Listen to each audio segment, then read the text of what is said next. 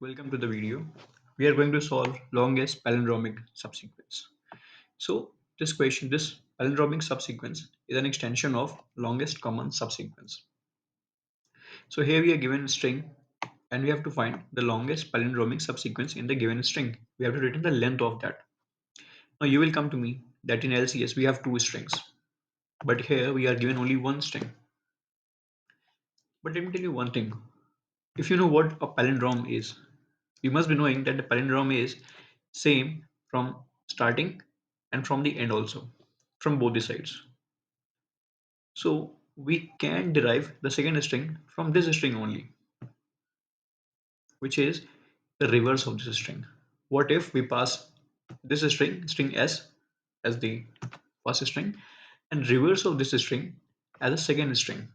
In this way we will be able to know what is the longest common subsequence, along with that which is having same sequence starting from left or starting from the right, from both the ends.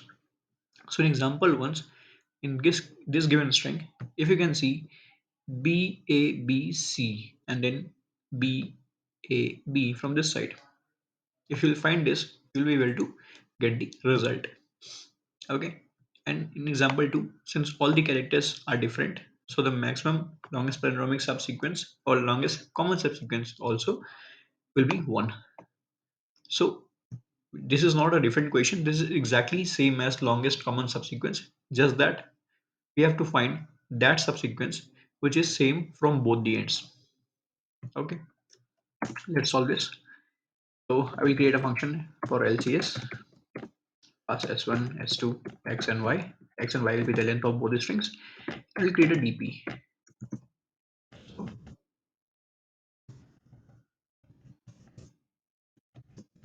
let me initialize this dp for you first and then range. Cool. Now that we have each of the dp, let us fill this dp for range 1 to x plus 1. Why I'm taking from the first index? Because if the length of either of these string A or string B, is what is empty. I mean, if either of the string is empty, there will be no common subsequence, right? There will be no common, nothing common. That is why I'm starting from the first index. So at least there should be an element in both the strings. So now the main condition, if the last index of both the strings is same, that is if s1 I minus 1 equals to s2 j minus 1, if last index of both the strings is equal, then our dp will be what? Previous row, previous column plus one more than that, because we are reaching next step.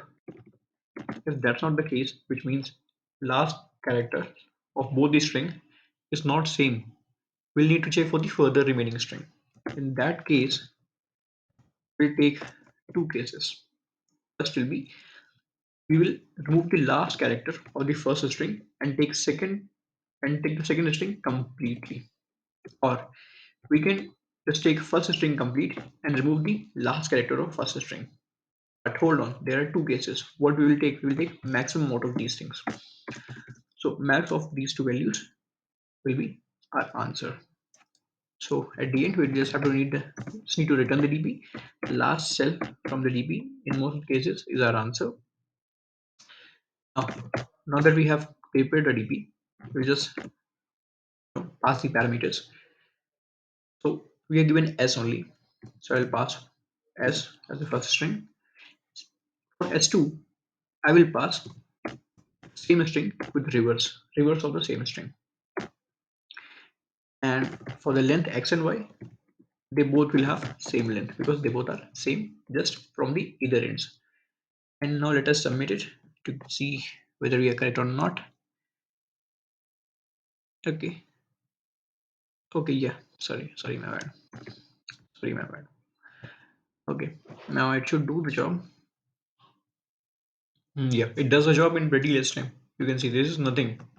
This is nothing, no time taken. So I hope you enjoyed it. Thank you. Have a nice day.